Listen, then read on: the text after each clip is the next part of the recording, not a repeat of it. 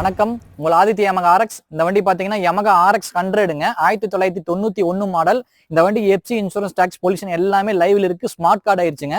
இந்த வண்டி full and full டோட்டலா ரீஸ்டோர் பண்ணிருக்கோம்.